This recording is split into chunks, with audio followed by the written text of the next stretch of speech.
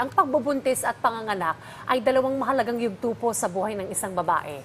Ito ang panahon ng kasiyahan at pag-asa sa kanilang buhay at pamilya.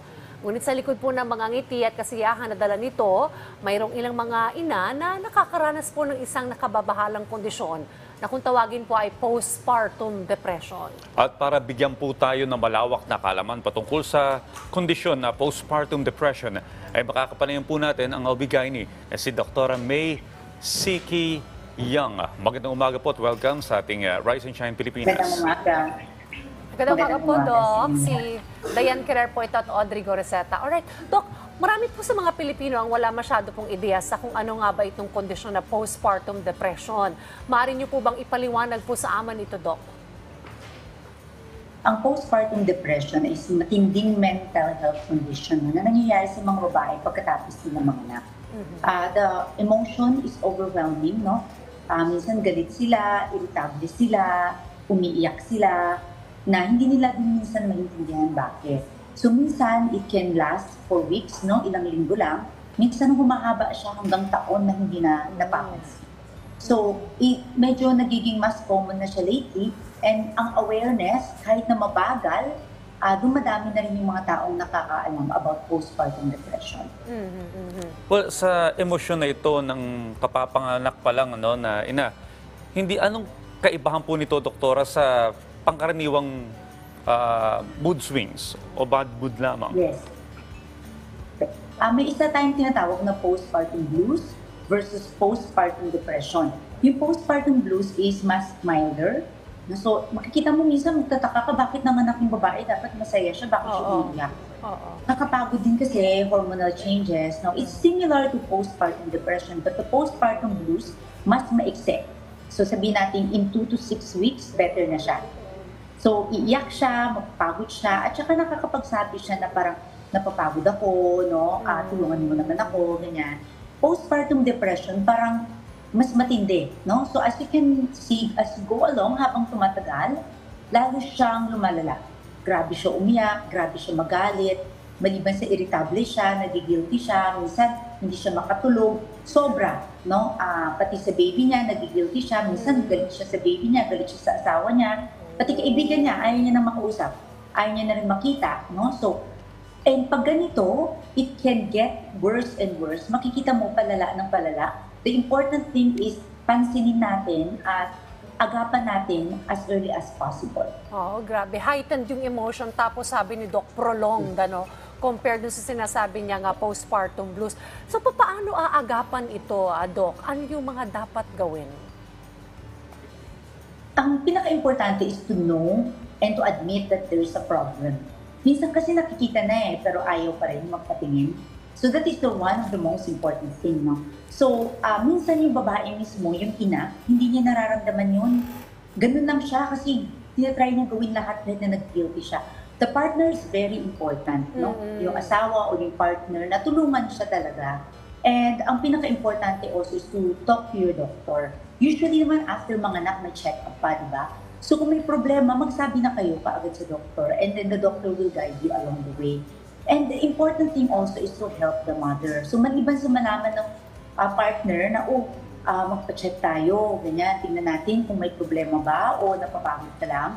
Ito, the people around, no? Kamag-anak, kaibigan, huwag natin ibaliwala na ay nag-aarte lang to, pagod lang siya, mawawala din yan, no? Kasi hindi lahat ng tao nakaka-cope. Kasi biglaan to emotional, hormonal changes, pagod. Tapos minsan baka may history pa siya bago siya nabuntis na may tendency siya to be anxious and paranoid, no? Siyempre social media, isa yun, nakakadagdag pa yun sa paranoia, no? So let us help the pregnant patient. Ang pinaka-importante is early intervention.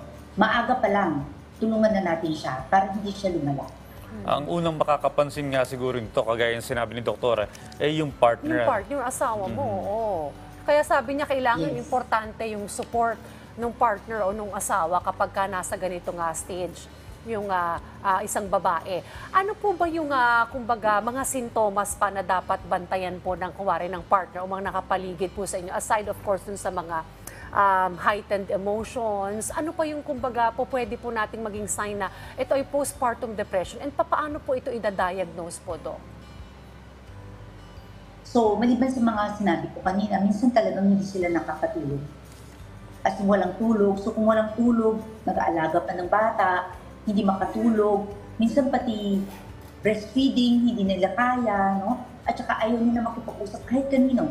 No? So, look at the pagbabago sa kanya. No? So, kung dati hindi siya ganyan, so depende sa personality ng tao, di ba? So, kung dati hindi siya ganyan, extreme, no? Yung nangyari, ngayon ganyan na siya. At palala ng palala, no? Pati sa nanay niya, na-close siya, ayaw niya nang kausapin, feeling niya, siya lang mag-isa, lahat, no? Okay. So, pag ganyan, medyo warning sign na siya.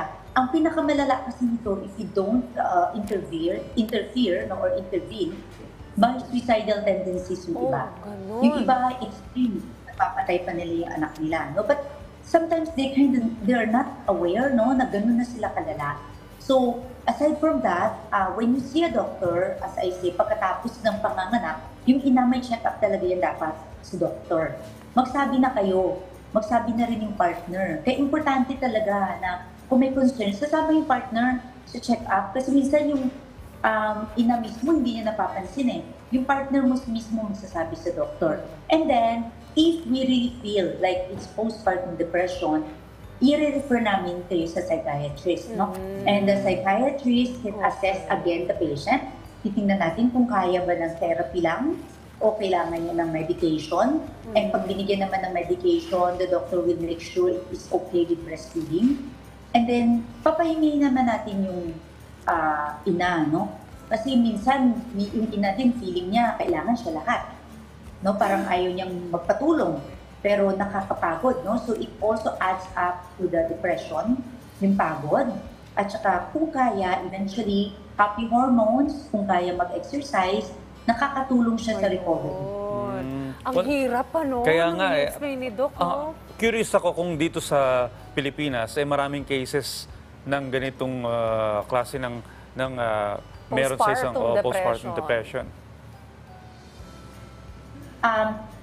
To be honest, ang advantage natin dito sa Philippines is nagtutulungan tayo. So we have our parents, minsan buhay pa, they're willing to help, no? Mga kaibigan, at saka nakakahanap din tayo ng kasambahay to help us, no? But in spite of that, I think because of expectation, anong expectation nila versus reality, it adds up to their stress. So, ang advice ko sa mga nanay, please do not be hard on yourself. Ayun. Tao lang, kailangan nyo ng tulong, humingi kayo ng tulong, kailangan nyo rin matulog, kahit na ikaw nagbe-breastfeed. No? Kasi kung eventually, if you go into postpartum depression, everybody loses. No? Oo. Natalo ka, natalo anak mo, natalo pamilya mo. So try to be realistic in your expectations and humingi ka ng tulong. Humingi ka ng tulong. Well, marami tayong natutunan na kay Dr. May. Sabi nga natin yung it's a bundle of joy pag meron kang anak. Pero ang dami mo rin iisipin kasi ang daming adjustments. Ano, so posible rin talaga makaranas ito. And if you need help, seek for help. At ang laking factor din ng partner na at pamilya na siyang mismong makaka-recognize na iba na pala yung nangyayari dito sa bagong nanay or bagong panganak. At pagkaganyan, suporta na tulungan natin. Well, maraming salamat po sa pagbibigay po sa amin ng malalim na impormasyon patungkol sa postpartum depression. Dr. May Sikiyang, Sanggol Bigani. Thank you po, Doc. Maraming salamat, Doc. Salamat.